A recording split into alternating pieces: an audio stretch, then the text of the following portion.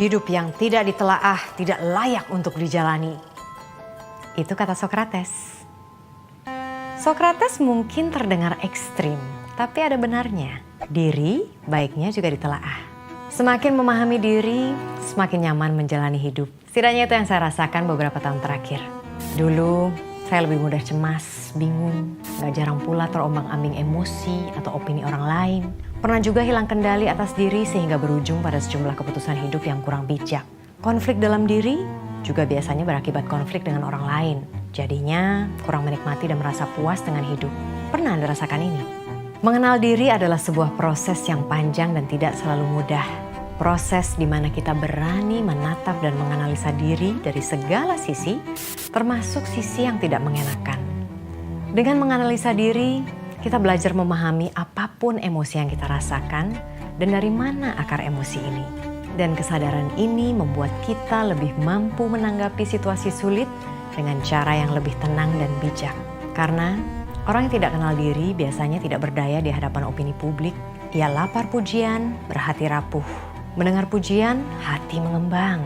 Tapi sekalinya merasa dihina, bisa langsung marah atau ciut seciut-ciutnya. Nggak sehat menggantungkan emosi dan harga diri pada apa kata orang, bukan?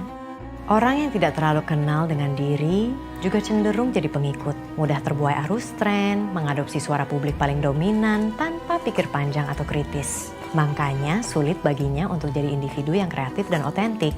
Ia cenderung mengalami masalah dalam percintaan, dunia kerja, keuangan, dan hubungan dengan orang lain. Apakah itu memilih pasangan yang tidak tepat, bingung mau kerja apa, gak enak diajak berteman, dan boros karena rajin belanja demi mengisi kekosongan dengan perasaan senang yang semu. Intinya, karena ia tidak mengerti apa yang sebenarnya ia inginkan, rasakan, hargai, dan memberi arti dalam hidupnya.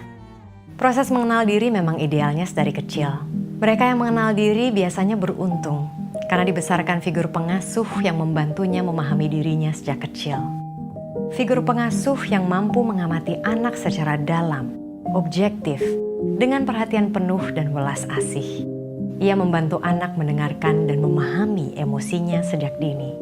Contoh, ada seorang anak yang tidak merasa bahagia karena satu dan lain hal di hari ulang tahunnya. Yang seharusnya jadi hari bahagia memang. Daripada berkata, oh betapa cerianya anak ibu dan bapak. Ayo dong tersenyum, ini kan hari bahagia kamu. Figur pengasuh yang bijak, tanpa mengurangi rasa cintanya terhadap sang anak, dengan welas asih membiarkan anak merasakan apa yang ia rasakan. Memberi ruang anak untuk belajar memahami perasaannya, rasa yang paling otentik untuk dirinya sendiri. Figur pengasuh yang baik adalah ia yang tidak cepat menghukum, menghakimi, atau menyalahkan anak. Ia bersedia mendengarkan apa yang anak ingin dan perlu kemukakan. Aksi sederhana ini punya dampak besar dalam membantu anak tersambung dengan dirinya sendiri. Lantas, apa langkah untuk mengenal diri di usia dewasa? Refleksi diri. Caranya beragam. Tinggal pilih saja yang paling sesuai dengan Anda. Kalau saya suka baca buku tentang filosofi, psikologi, melakukan meditasi, dan juga menulis buku harian. Meditasi membantu menciptakan jeda antara stimulus dan respons, antara provokasi dan reaksi. Meditasi menyediakan tempat untuk saya tanya jawab dengan diri sendiri. Dan ini melatih saya untuk bisa memilih bagaimana saya mau bereaksi terhadap sesuatu, terutama dalam situasi sulit. Menulis juga punya efek yang kurang lebih sama. Tulisan buku harian yang mungkin terkesan ngalor ngidul di awal, ketika dibaca lagi, sering tersirat apa yang alam bawah sadar kita sebenarnya ingin ungkapkan. Jika cara self-help atau bantu diri belum afdol, seorang psikoterapis bisa membantu Anda berkaca, mengurai sejumlah peristiwa hidup yang masih mengganjal demi hidup yang lebih memuaskan. Proses psikoterapi bisa menuntun Anda menelaah diri, mencari tahu kelebihan, kelemahan, kebutuhan, perasaan, pikiran, pola, dan akar perilaku secara dalam, sehingga menjadi lebih terampil menangani diri dan ketika berurusan dengan orang lain.